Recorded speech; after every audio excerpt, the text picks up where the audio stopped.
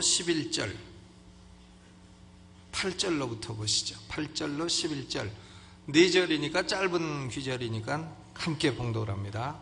8절로 11절 318면에 있습니다. 시작. 내가 예수 그리스도의 심장으로 너희 무리를 어떻게 사모하는지 하나님이 내 증인이시니라. 내가 기도하노라. 너희 사랑을 지식과 모든 총명으로 점점 더 풍성하게 하사 너희로 지극히 선한 것을 분별하며 또 진실하여 허물 없이 그리스도의 날까지 이르고 예수 그리스도로 말미암아 의의 열매가 가득하여 하나님의 영광과 찬송이 되게 하시기를 구하노라. 아멘.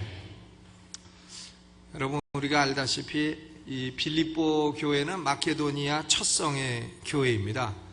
바울이 원래는 유럽으로 선교 가려고 하는 계획이 없었고 원래 아시아 쪽에 하려고 했는데 마케도니아에서 사람이 밤에 꿈에 나타나서 건너와서 우리를 도우라. 이래서 바울이 그것을 하나님의 인도로 알고 마케도니아로 가게 됐습니다.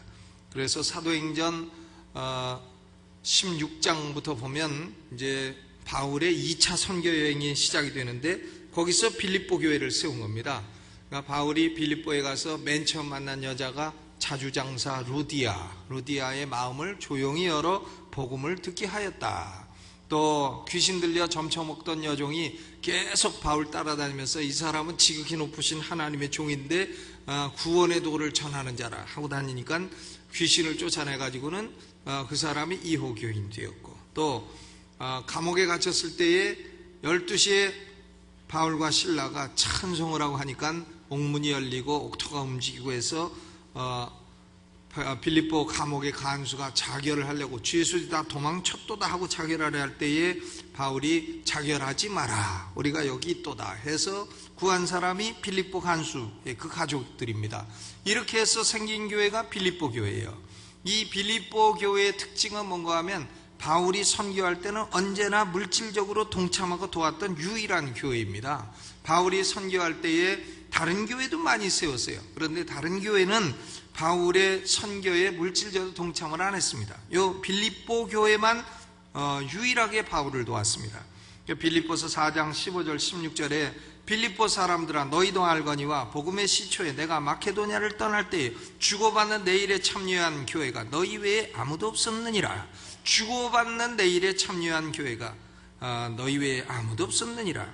바울은 지금 감옥에 갇혀 있어요. 그러니까 감옥에 있어서 제1차 투옥되었는데 제1차 투옥되었을 때 옥중서신 4개를 썼습니다. 그게 에베소서, 빌립보서, 골로새서, 빌레몬서, 에빌골먼. 저는 외울 때 네비 굶었니 이렇게 해서 외우는데 여러분 뭐 알아들으셨나 모르겠어요. 에빌골먼. 이게 이제 제1차 옥중서신이라. 근데 바울이 감옥에 있을 때 빌립보 교회는 에바브로디도를 통해 가지고 바울이 감옥에 있으면서 쓸 돈을 보내줬습니다. 그런데 에바브로디도가 병들어 죽게 됐어요. 그러니까 바울이 에바브로디도를 위해서 기도하니까 하나님이 에바브로디도를 고쳐주심으로 바울의 근심을 털었다 하는 교회가 빌립보 교회입니다. 그러니까 빌립보 교회는 언제든지 바울이 어려울 때에 돕고 바울의 선교를 앞장서 돕고 했던 교회인 것입니다. 저는 우리 한국에 있는 교회들은 결국 선교의 목적이요, 뭐 어디 저 아프리카도 아니고 어디 저 남미도 아니고 우리가 결국 돕고 교회를 세워야 될 때는 차이나 뭐가 그렇게 차이가 나는지 그 나라 이름은 차이나죠. 중국입니다. 중국이란 나라는 뭐 지금 이 얘기하는 순간에 인구가 얼마나 늘었는지 셀 수 없는 그런 나라예요. 그러니까 인구를 알 수가 없는 나라인데 아마 못 돼도 뭐 15억은 될 거다. 근데 이 15억이 어마어마한 인구입니다. 근데 아직도 그것은 완전한 종교의 자유가 없어요. 종교의 자유가 없지만 우리 대한민국을 하나님이 축복하실 이유가 있다면 우리를 통해서 중국을 복음화하고 중국을 통해서 이제 회교권을 복음화하고 이것이 하나님의 위대한 계획인 줄로 믿습니다. 근데 우리나라 사람들은 중국 가면 말 안 하고 가만히 있으면 중국 사람인 줄 알아요. 저는 뭐 말 안 하고 식구만 옷 입고 가만히 있으면 아예 본토 사람인 줄 안다니까. 그냥 뭐따 똥 싸 이러면 그냥 완전히 본국 사람인 줄 안다니까요. 그러니까 우리는 가도 뭐 걸릴 게 없어요. 그냥 가만히 있으면 돼요. 니하오마 하고 하면 됩니다. 그러니까 우리나라 사람들은 중국 사람들도 별 거부감이 없고 한데, 참 지금은 중국이 아직도 그렇게 완전히 열려있지 않기 때문에 우리가 가서 선교할 때도 대단히 위험하기도 하고 어렵기도 하고 그렇습니다. 지금 중국에 가서 선교하고 있는 선교사들은 대부분이 학생 비자로 하고 있어요. 중국어 공부한다고. 중국어 공부도 한두 해지 10년씩 그 학생 비자로 있으니까 얼마나 어렵겠어요. 그러니까 신분 유지도 어렵고 그것에서 복음 전도하기도 어렵고, 그러나 뭐 다 될 때 한다 그러면 큰 두근 못해요. 어려울 때 시작을 하고 어려울 때 해서 이제 하나님의 섭리 가운데 중국의 자유가 더 많아지고, 어차피 많아지죠. 중국이 부자가 되는데요, 많아지죠. 돈 많아지면 자유가 오는 겁니다. 그러니까 자유가 오게 되고 개방이 오게 되고 하면 그때는 교회가 더 부흥하게 되고, 그때는 뭐 얼마든지 부흥하고 얼마든지 전도할 수 있고 그런 때가 올 줄로 믿습니다. 제가 지난번에 중국 가서 중국 목회자들을 가르쳤는데요, 얼마나 열심히 공부하는지 몰라요. 막 하루에 강의를 8시간 했어요. 8시간. 아주 서서 있기도 힘들어요. 나중에는 서 있을 힘도 없습니다.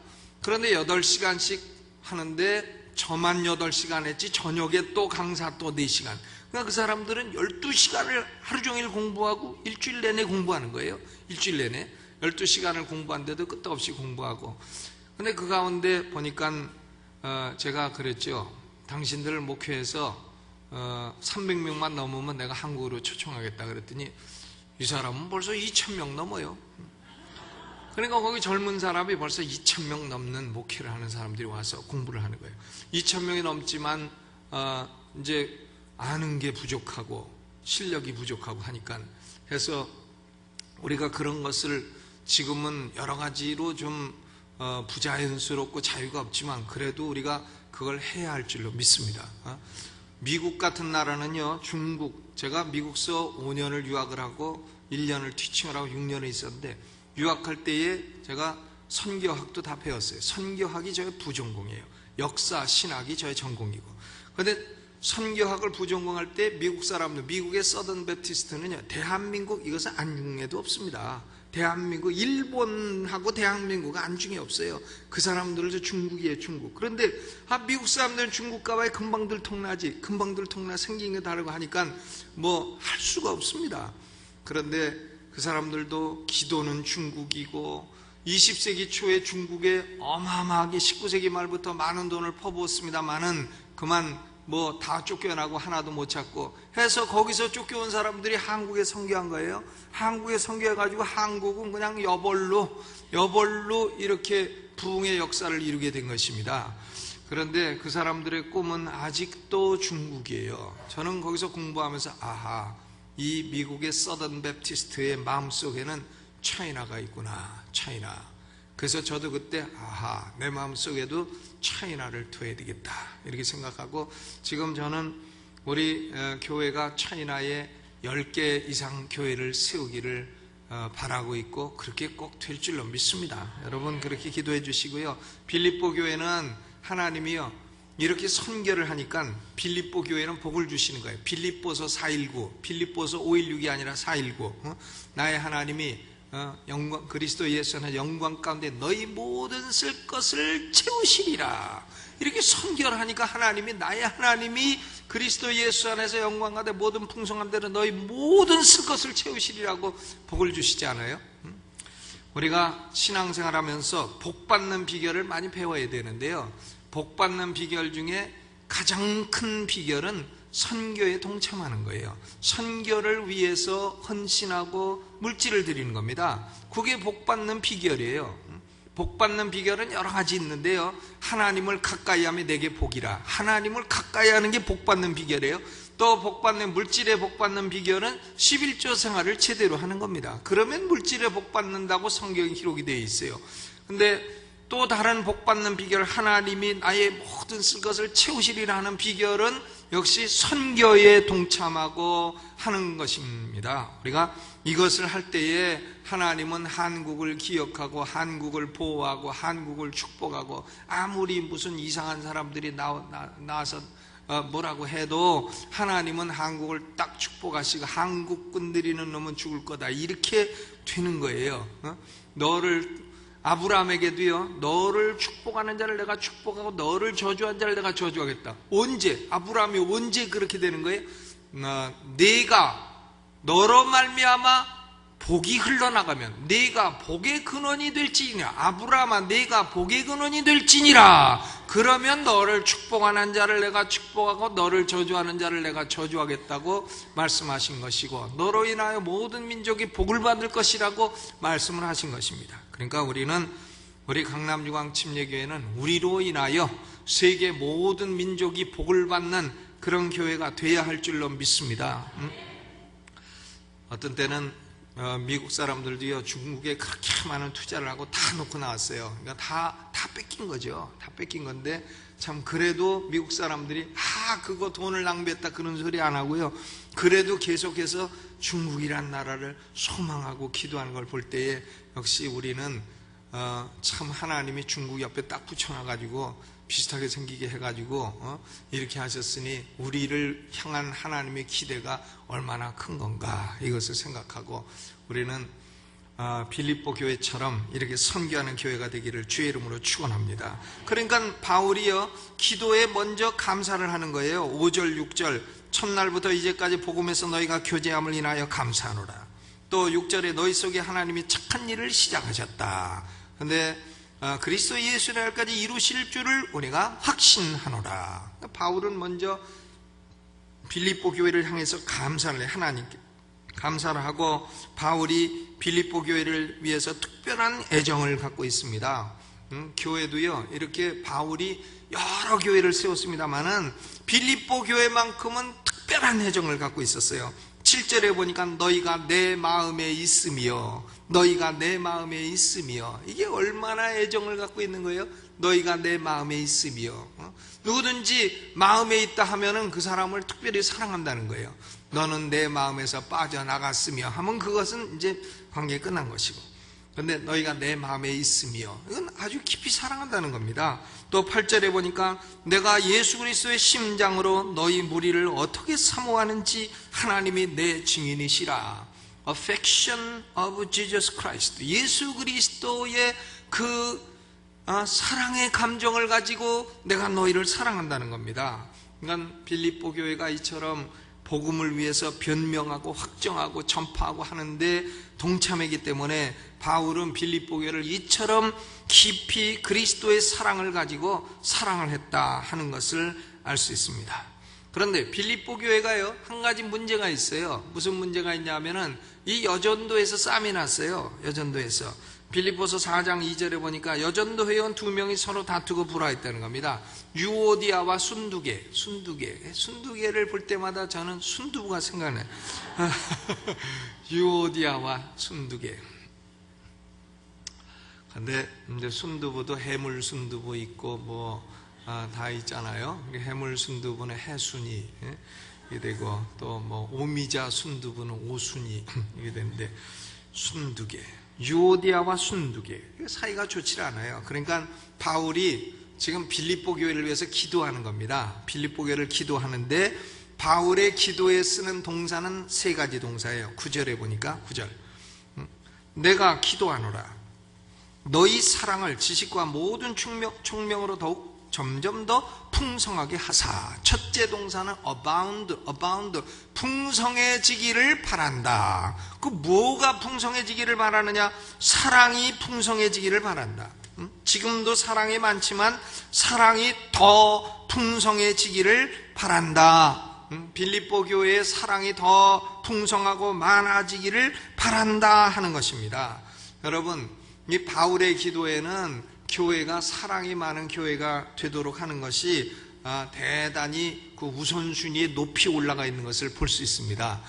그러므로 오늘 우리도 우리 자신도 그렇고 교회도 그렇고 abound, 풍성하도록 기도하시길 바랍니다. 뭐가 풍성하냐? 사랑이 풍성하기를 기도하시기를 바랍니다. 하나님, 내 마음에 사랑이 풍성하게 하여 주옵소서.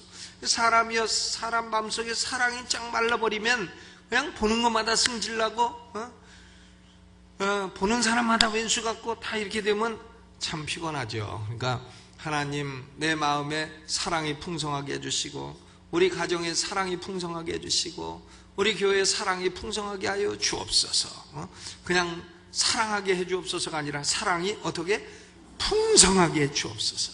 그런데 사랑도요, 뭐 이기적인 사랑도 있고 교만한 사랑도 있고 뭐 아주 감정적인 사랑도 있고 에로스의 사랑도 있고 뭐 조폭의 사랑도 있고, 사랑도 다 똑같질 않아요. 종류가 많습니다.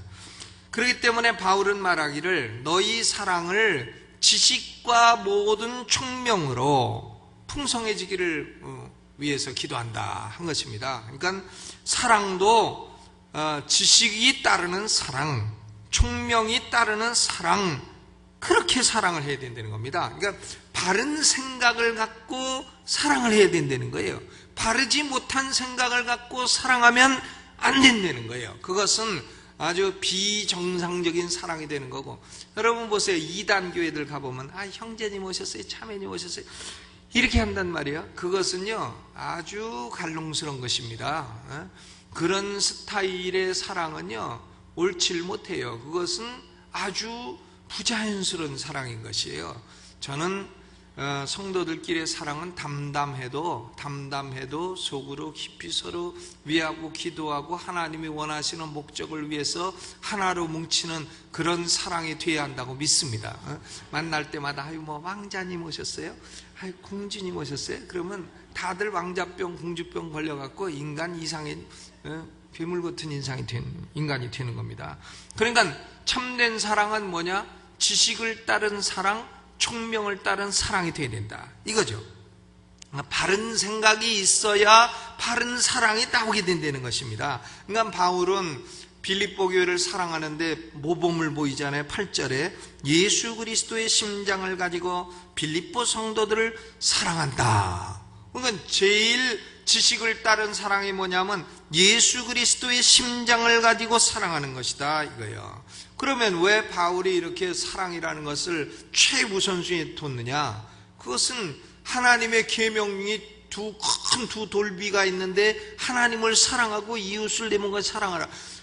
두 계명, 두 돌비의 제일 중요한 동사가 사랑이기 때문에 그런 것이고, 또 하나는 고린도전서 13장에 보니까 사랑이 없으면 뭐 믿음이 아무리 크고 소망이 아무리 커도 믿음, 소망, 사랑이 삼원덕인데 그 가운데 가장 최고는 뭐라고 했어요? 사랑이니라. 사랑이 없으면 뭐 울리는 꽹과리 같고 다 그렇다고 고린도전서 13장에 기록이 되어 있습니다. 그러니까 이 사랑은 이처럼 중요한 거예요. 그리고 오늘 바울의 기도를 우리가 매주 금요일마다 보고 있는데, 바울은 이 빌립보 교회를 위해서 기도할 때 첫째 풍성하도록 기도합니다. 뭐가 풍성하도록? 사랑이 풍성하도록. 사랑이 풍성하도록 기도해요. 두 번째는 뭘 기도하냐면, 두 번째는 9절에 보니까 너희로 지극히 선한 것을 분별하며 discern, 분별력을 갖도록 기도하고 있습니다. 지극히 선한 것을 분별하며 또 진실하여 허물 없이 그리스도의 날까지 이루고 그랬어요. 예수님 재림하실 때까지 진실하고 허물 없게 되려면 어떻게 되느냐? 분별력이 있어야 된다는 겁니다. 뭘 분별하냐? 지극히 선한 것을 분별하는 분별력이 있어야 된다는 겁니다. 여러분, 우리 성도들은 참 분별력을 가지고 사시기를 주의 이름으로 축원합니다. 요새는요 하도 사람을 헷갈리게 하는 게 많아가지고요 분별력이 있어야 됩니다. 뭘 봐도 분별력이 있어야 돼요. 사람을 봐도 분별력이 있어야 되지, 분별력이 없으면 괜히 돈 빌려주고 다 뜯겨요. 그러니까 분별력이 있어야 됩니다. 딱 봐서 인상이 어째 좋지 않다 그러면 절대 빌려주지 마시고, 성도들끼리 돈 빌려달라 하면 절대 빌려주지 마세요. 제가 부탁드립니다. 절대 빌려주지 마세요. 그러면 어떡하냐? 딴 데 가서 알아서 빌리라 그러세요. 왜? 돈 빌려주면 돈 뜯기고 사람 잃어요. 그런데 돈 안 빌려주면 사람만 잃고 돈 남아요. 그러니까 엄청난 이익인 것이죠. 절대 그렇게 하지 마세요. 제가 다시 말씀드리지만, 여러분, 우리는 분별력이 필요합니다. 빌립보 교회에도 손할례당이라 하는 자들이 있었습니다. 빌립보 3장 2절에 개들을 삼가고 행악하는 자들을 삼가고 손할례당을 삼가라. 난 바울같이 이렇게 점잖은 사람이요, 그 인간들은 개로다, 이런 말을 쓴 것은 처음 봤어요. 손할례당, 즉 예수를 믿음으로 구원받는 것이 아니라 율법을 지키고 할례를 받음으로 구원받는다, 이렇게 가르치는 율법주의자, 유대주의자들을 바울은 뭐라고 했느냐? 개들이라고 했습니다. 개들. 우리 한국 사람들은 개들만 보면 그냥 침 흘리고 그러는데, 바울은 개들을 삼가라. 개만 보면 목살이 맛있는데 이러면서 침을 흘린단 말이에요. 근데 바울은 개들을 삼가고 행악하는 자들을 삼가고 손할례당을 삼가라. 그러니까 빌립보 교회도 율법주의자들이 침투하고 거짓 교리를 가르친 자들이 침투했다 이거예요. 여러분, 우리는 사랑이 풍성하고, 둘째는 뭐가 있어야 된다고요?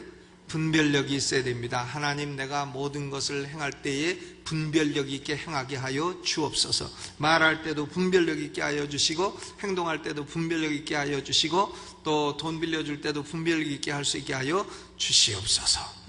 여러분, 사람들에게 보증을 서야 되느냐? 보증 서지 마세요. 성경에 서지 말라고 돼 있어요. 보증 서서, 우리 아버지가 보증 서 갖고 제가 고등학교 때부터 고생을 엄청 했습니다. 우리 아버지가 보증서 갖고 집 날려가지고, 그래서 저는 대학 다닐 때도 남의 집에 가정교사하고 참 정말 돌대가리들 가르치면서 정말, 그래서 그러면서 여러 해를 살았어요, 대학 다닐 때. 근데 보증 때문에요. 보증 쓰지 마세요. 분별력이 있어야 됩니다. 그러니까 바울의 기도는 첫째로 abound, 사랑이 풍성하라. 둘째는 discern, 분별하라. 이걸 기도합니다. 세 번째로는 11절에 보니까 가득하여 그랬어요. fill, 채워라. 예수 그리스도로 말미암아 의의 열매가 가득하여. 그러니까 채우라는 거예요. 삶에 채워라. fill. 뭘로 채우냐? 의의 열매로 채워라. 사람이 살면 살았는데 뭐 아무것도 안 남았다, 그런 건 없죠. 호랑이는 죽으면 가죽을 남기고, 개도 죽으면 고기를 남기고, 사람이 죽으면 이름을 남긴다, 이런 말도 있는데, 어쨌든 사람은 살면 열매가 맺혀지게 돼 있어요. 열매. 부부가 살면 자식이란 열매, 또 신앙생활을 하면 봉사라는 열매, 헌신이라는 열매, 전도라는 열매, 선교라는 열매가 다 맺혀지게 되어 있습니다. 그런데 어떤 사람들은 인생을 살고 나면 결산을 딱 해보면 불의의 열매를 줄줄줄줄줄줄 맺은 사람들이 있다 이거예요. 불의의 열매 줄줄줄줄줄줄. 경상도에도 지점 하나, 전라도에도 지점 하나, 경상도에도 아이 하나, 전라도에도 아이 하나, 강원도에도 아이 하나, 다 엄마는 다 다르고, 이런 열매를, 이렇게 상당히 불의한 열매를 줄줄줄 맺고 사는 사람들도 많이 있고, 또 저 사람한테는 얼마 떼어먹고, 이 사람한테는 얼마 떼어먹고, 이 사람한테 얼마, 이렇게 해서 또 불의의 열매를 맺고 살고. 여러분, 이런 사람도 많습니다. 그러나 오늘 우리는 채워달라고 기도해야 돼요. 뭘 채워요? 의의 열매로 채워달라고요. 우리 인생 다 살고 나면 우리 인생에 의의 열매가 가득하게 해달라고 기도해야 할 줄로 믿습니다. 바울의 기도가요, 무슨 은사를 주시고 방언을 하게 하여 주시고 이런 기도가 없단 말이에요. 바울의 기도는 보면 사랑이 풍성하게 해달라, 분별력을 갖게 해달라, 의의 열매가 가득하게 해달라, 이것을 기도하고 있는 것입니다. 이렇게 되면 결과가 뭐냐? 11절 후반에 보니까 하나님의 영광과 찬송이 되게 하시기를 구하노라. 하나님께 영광과 찬송이 된다는 겁니다. 오늘 우리가 기도할 때요, 우리 교회가 선교하는 교회, 중국에 교회 10개 이상 세우는 교회, 그리고 우리 마음에는 사랑이 풍성하고 분별력이 뛰어나고, 그리고 우리의 삶은 의의 열매로 채워지는 삶이 되게 해달라고 그렇게 기도하시기 바랍니다. 우리 다 자리에서 한번 일어나셔서 찬송을 뜨겁게 한번 할까요? 복음성가 2권 60장 두 손 들고 찬양합니다. 찬양 끝나고 나면 여러분 앉으실 분은 앉아서 기도하시고 서실 분은 서셔서 기도하시고 두 손 들고